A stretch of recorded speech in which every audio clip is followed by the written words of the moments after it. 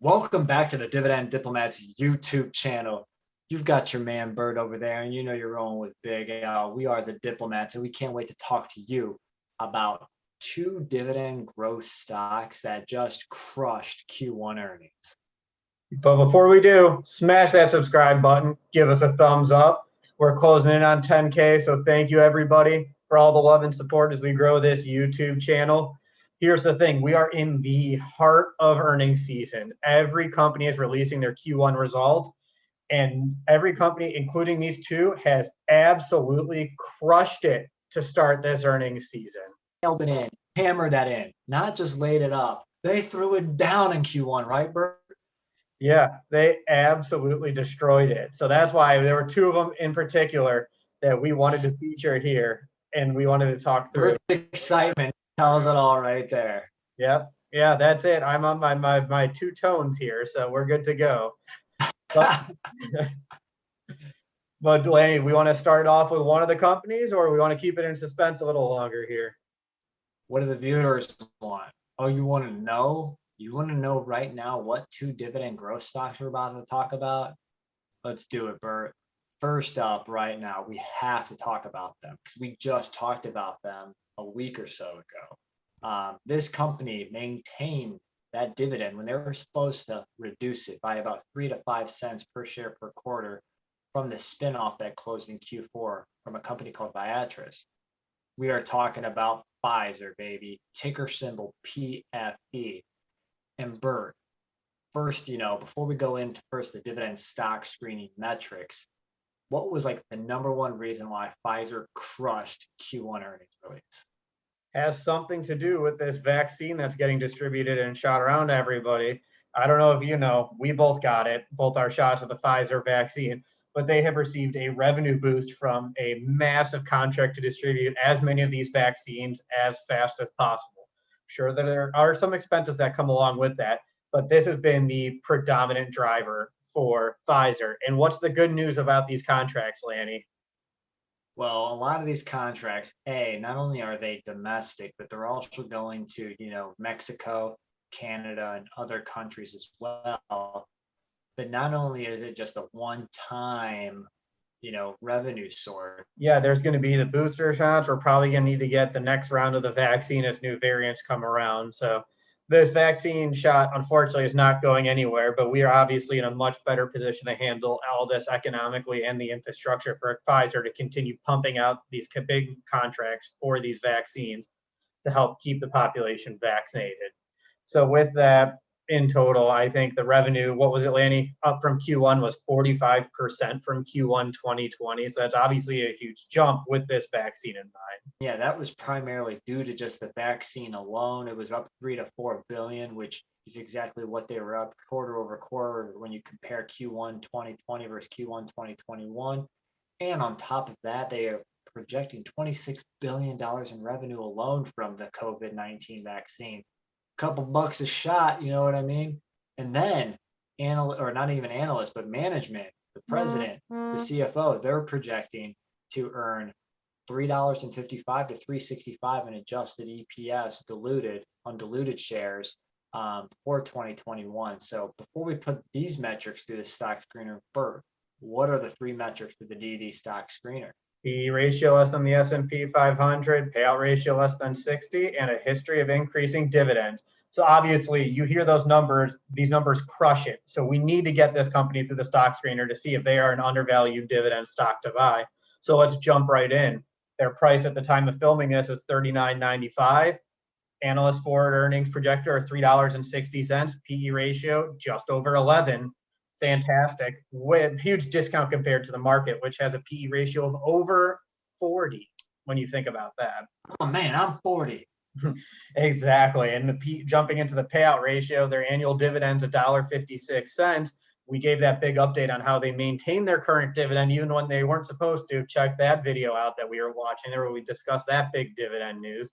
You take that, you divide it by their EPS of $3.60. That gives you a payout ratio of 43%, right in that perfect 40 to 60% range. Fantastic stuff, everybody. Their 5-year average dividend growth rate, 6%, and they've increased that dividend for 12 consecutive years, every year since since they cut that dividend back in the financial crisis. So they're building a very nice dividend growth streak. They're almost halfway to becoming an aristocrat.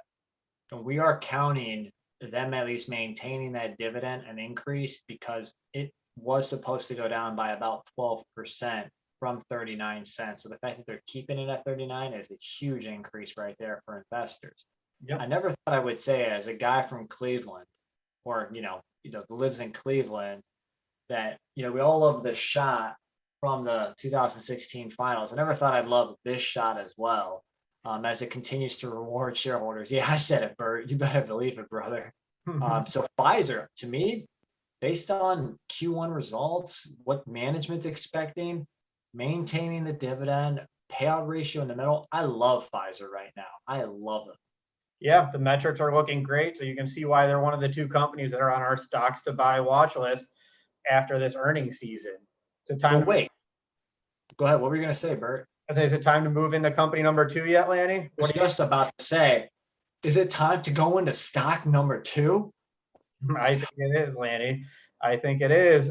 That company is Realty Income, ticker symbol O.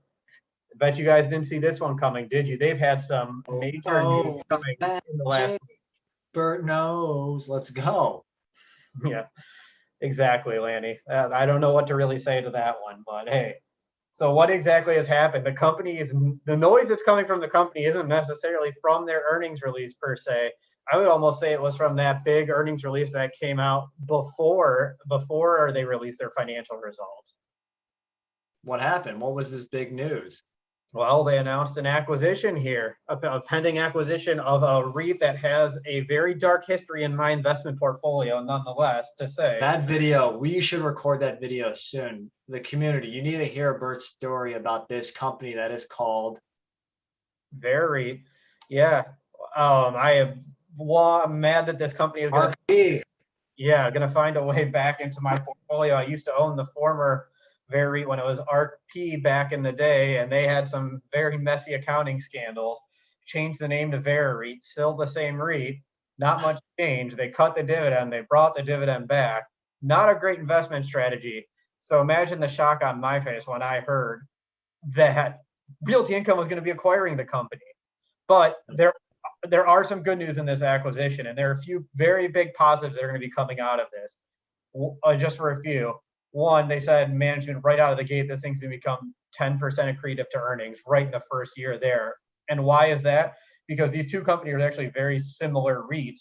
If you look at their top 10 holdings, there are a lot of overlap. So that's where you're going to get a lot of these synergies here. They both have leases with companies like your Walgreens, your Dollar Generals, your movie theaters, your CVSs, all the companies you see in all your retail centers. So imagine the negotiating power 2 large REITs are going to have when they go to renegotiate these contracts. Big powerhouse, bringing back somebody who Bert had to rest in peace on RP back in the day when they were going through their issues. The monthly dividend paying company, Realty Income, they are a dividend aristocrat. They became one in, Bert, was that 2020? Yeah, yep. They've increased their dividend every year since they became public in 1994. So yeah, that was the year that put them over the edge. I mean, great big REIT. It's a big old REIT. And honestly, it gives them more international exposure, I believe, with VeriREIT from reading the news about the acquisition.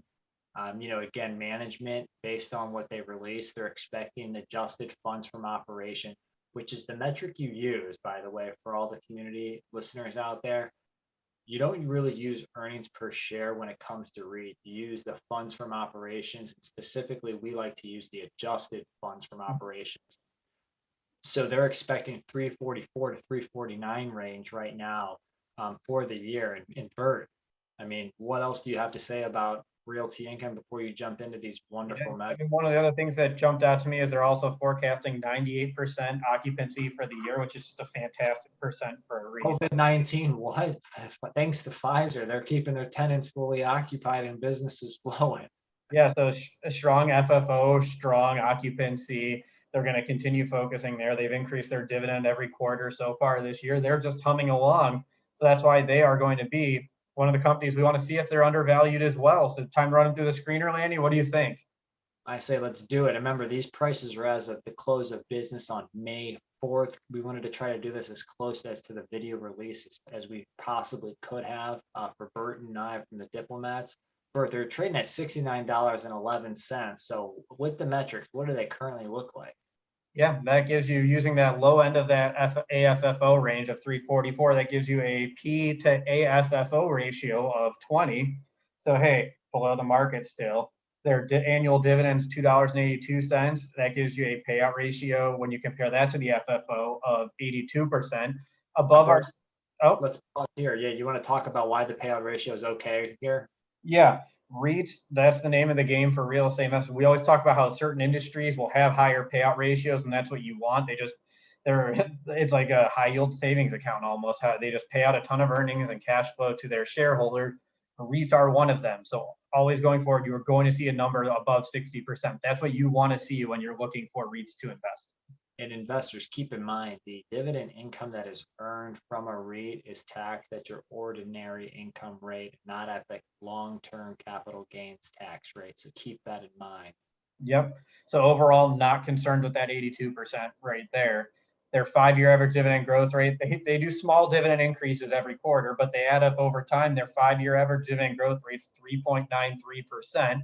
And as we mentioned, they are a dividend aristocrat, and they've increased that dividend every year since they became public in 1994. So, hey, fantastic metrics here for a REIT, another potential undervalued dividend stock slash REIT to buy. Bert, which one do you like better right now? Do you like Pfizer stock right now to buy, or what's another, or do you like realty income? I like them both, honestly, seeing at these metrics. I can't believe Pfizer is getting ready to cross $40 per share here. That's They're the, bad, maybe. yeah. I mean, obviously the market's reacting well to their earnings, but realty too. The interesting thing is you're probably going to see some realty stock price come down because that varied acquisition, it's an all stock acquisition. So some of the price coming down is going to be reflective of the shares, the current shareholders getting diluted. And obviously the denominator is getting larger for shares outstanding when you issue stock to acquire a company.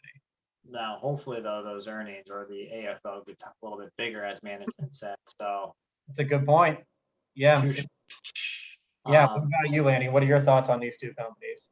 honestly, out of both of them, purely based on dividend growth and current yield, I like Pfizer. You're getting a 6% average growth rate, and technically, this growth, it should have gone down to about 35 cents, but they're keeping it at 39. We're talking like a 10% dividend growth here for Pfizer this year, and they're yielding almost the same as realty income.